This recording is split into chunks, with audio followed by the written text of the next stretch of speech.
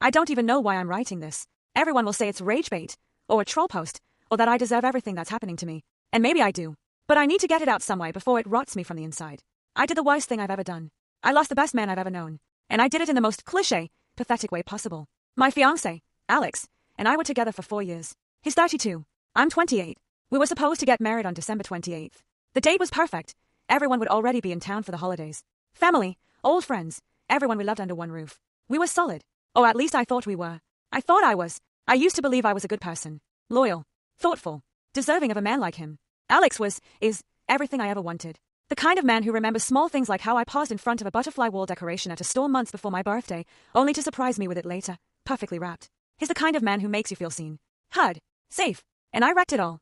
It started last weekend, at my bachelorette party. One of my bridesmaids, Claire, planned a weekend getaway at an Airbnb. I had no idea she'd invited people from our college days, old friends I hadn't seen in years. At first, it felt nostalgic, comforting even.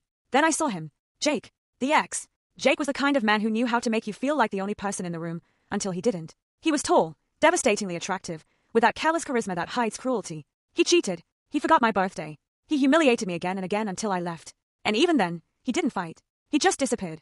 Alex knew about Jake. We talked about our pasts early in our relationship. When I described Jake, Alex asked if it was Jake, last name. When I said yes, his face went cold. It turns out Jake stole Alex's high school girlfriend during freshman year of college. The same girl Alex thought he'd marry. When she tried to crawl back, Alex rejected her. Called her disgusting. He went quiet for a few days after that, but he came back. Because Alex always came back. He forgave. He believed people could be better than their worst moments. And I took that for granted. I was drunk that night at the Airbnb. Not blackout, just drunk enough to feel numb. Jake found me. Talked only to me. Flirted only with me. There was no misunderstanding what he wanted. And I wanted to say no. I swear I did. But something cracked open in me, something old and rotted and selfish, and I let him in. We slept together in one of the guest bedrooms. The moment it was over, I felt like I'd been dipped in acid. The guilt crawled under my skin. I told Jake it meant nothing and made him swear to forget it. I told Claire, who had been part of our friend group back in the day, and she said it was no big deal. Just one last fling. But I knew better. I knew. Alex noticed something was wrong when I got home. I told him I thought I had the flu. He believed me, like always. He brought me chicken noodle soup, his mom's recipe, and kissed my forehead while I cried in the bathroom, retching every time I saw my reflection. And then Thursday night happened. Alex didn't come home. Around 9 p.m., he sent me a photo. It was me and Jake, kissing.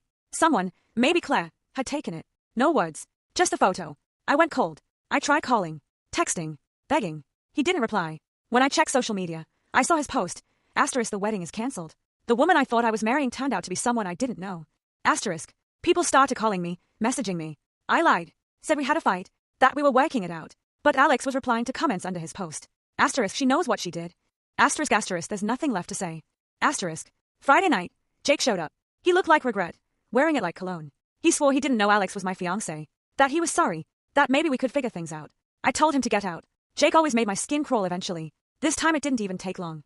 Just one look at his face and I remembered everything I was losing. I slammed the door in his face. He left without a fight. Of course.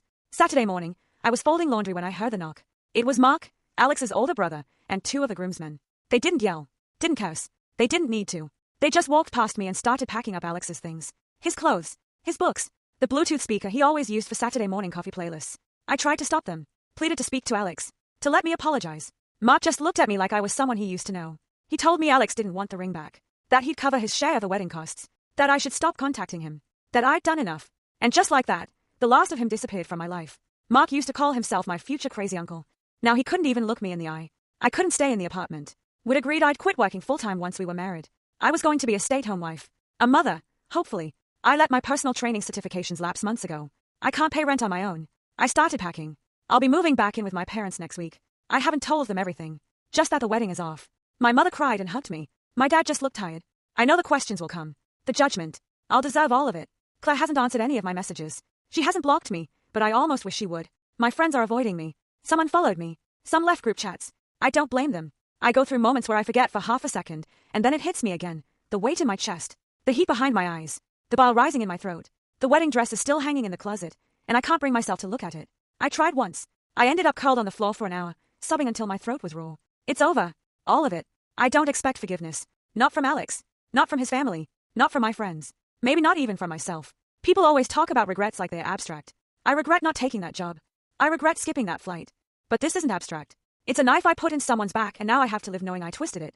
That I had the love of a man who saw me as his future, and I became the villain in his story. Every day I wake up and think maybe he'll text.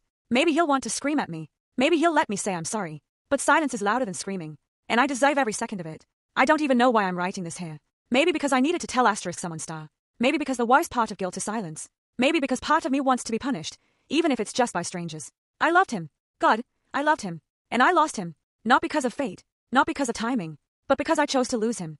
One night, one mistake, and the butterfly decoration on my nightstand is the only thing left of the life I was supposed to have. And every time I see it, I remember what I destroyed.